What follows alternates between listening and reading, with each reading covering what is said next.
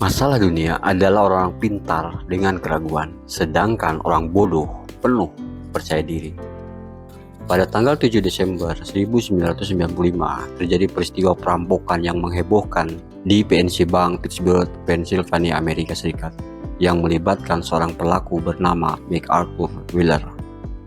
Wheeler dengan sangat percaya diri melaksanakan aksinya tanpa menggunakan topeng, tapi malah melumuri wajahnya dengan perasan lemon. Dia yakin bisa melarikan diri tanpa terdeteksi oleh kamera keamanan dan saksi mata.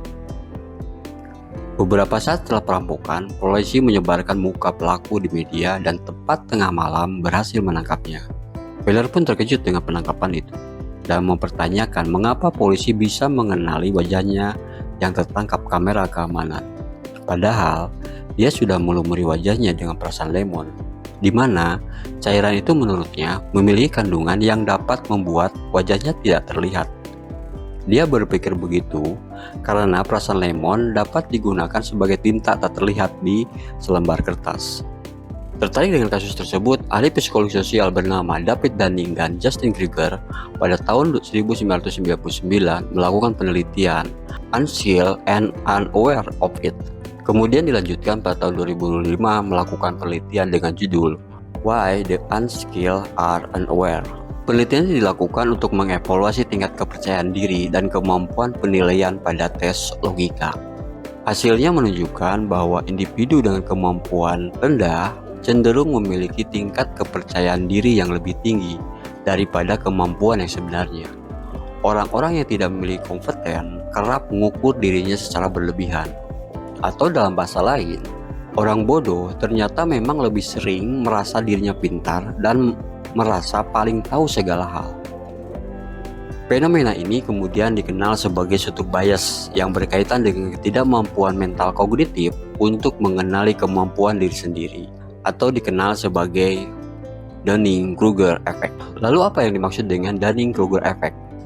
Mengapa fenomena ini penting untuk dipahami? Masalah apa yang dapat ditimbulkan? Dan bagaimana kita dapat mengatasi dan menghindari jebakan kelebihan diri ini?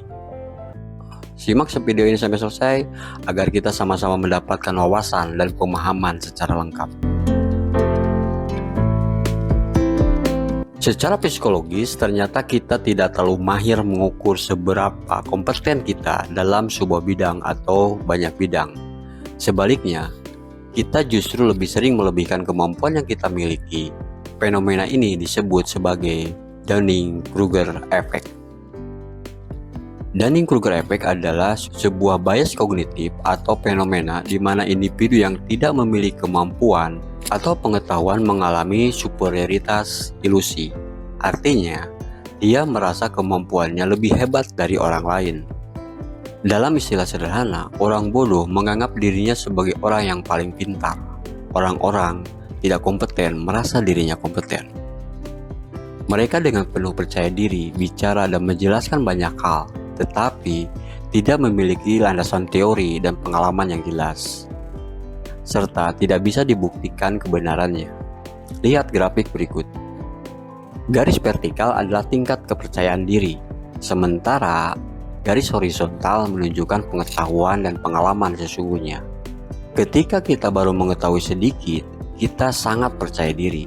Dan ketika kita mengetahui subjek itu, kita justru menjadi tidak percaya diri dengan kemampuan kita.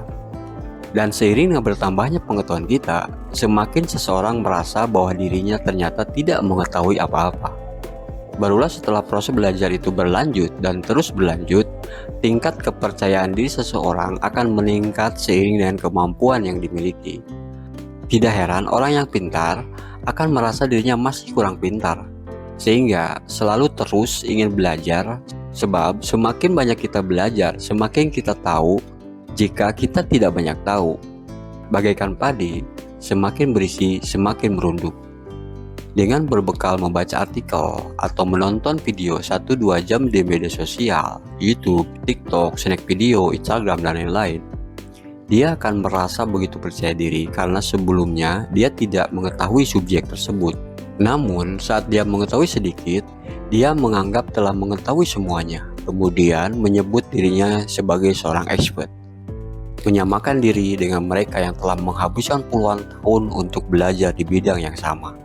Maka, dia telah mengalami Dunning-Kruger effect, yaitu kesalahan menilai kompetensinya.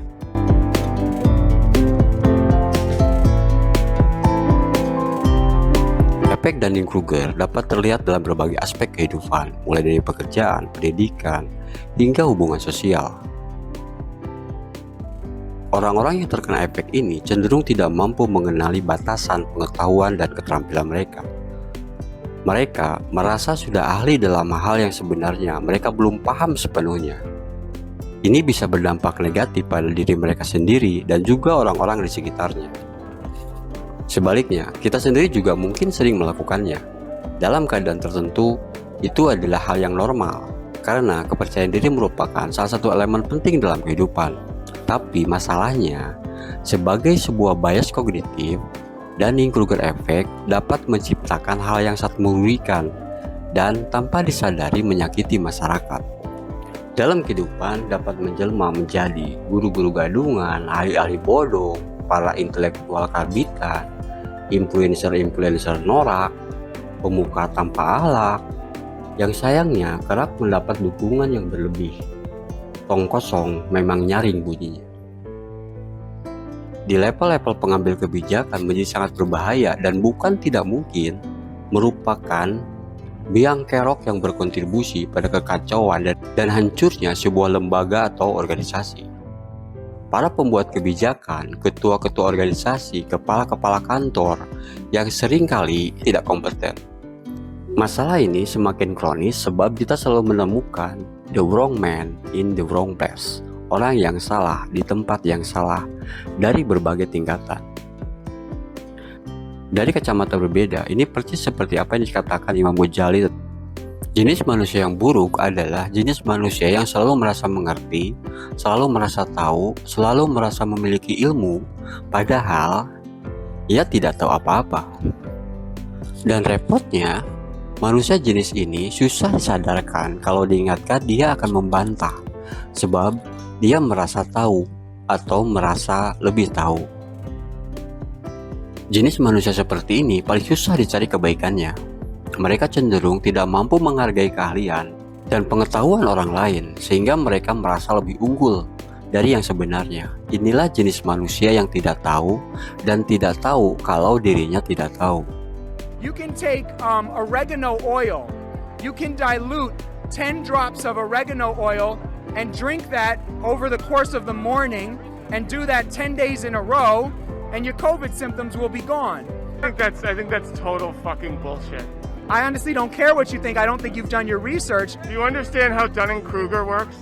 I don't understand how anything you refer to even makes any sense, brother. What is that? Dunning-Kruger. Dunning-Kruger, what is that? So like the stupidest people in the room think they're the smartest. Is your name Dunning-Kruger? Like, what are you going to come out with? That simplest explanation is that I'm an idiot? That's the Dunning-Kruger effect. Lalu, bagaimana kita mengenali dan menghindari Dunning-Kruger effect dalam kehidupan kita? Untuk orang-orang yang bekerja dengan kita atau yang akan kita pilih, selalu cek rekam jejaknya dan jangan cepat terpengaruh dengan kepercayaan dan pencitraan dirinya. Hampir semua keahlian tidak diciptakan dalam 1 bulan, apalagi 1 malam. Kita perlu melihat secara objektif dan bijak pada apa yang telah ia lakukan dan hasilkan, bukan pada apa yang diciptakan dan citrakan. Berdasarkan studi yang dilakukan melalui banyak survei, mayoritas orang akan menilai kemampuan yang dimilikinya secara berlebih dibanding kemampuan yang dimilikinya. Orang-orang yang tidak kompeten seringkali tidak mampu menghasilkan penilaian yang akurat tentang sejauh mana mereka memahami atau mampu melakukan suatu tugas. Secara umum, ciri-ciri yang mengalami Dunning-Kruger effect diantaranya adalah cenderung berlebih menilai tingkat keahliannya, tidak mampu mengenali keahlian dari orang lain, serta tidak mampu mengenali dan mengakui kekurangannya. Lalu bagaimana kita sendiri agar tidak terjebak dalam efek Dunning-Kruger? Pertama, penting bagi kita untuk mengembangkan sikap rendah hati dan terbuka terhadap umpan balik. Kita perlu menerima bahwa tidak ada yang sempurna dan selalu ada ruang untuk belajar dan berkembang. Selanjutnya, kita perlu mengenali keterbatasan kita sendiri. Sadarilah bahwa kita tidak mungkin menjadi ahli dalam segala hal. Fokuslah pada bidang yang kita minati dan tekuni. Dan jangan takut untuk meminta bantuan atau belajar dari orang lain yang lebih berpengalaman. Kemudian, agar kita tidak terjebak efek Dunning-Kruger, adalah dengan terus mendorong pertumbuhan pribadi. Jangan puas dengan pengetahuan dan keterampilan yang kita miliki saat ini. Teruslah belajar, eksplorasi, dan uji batas diri kita.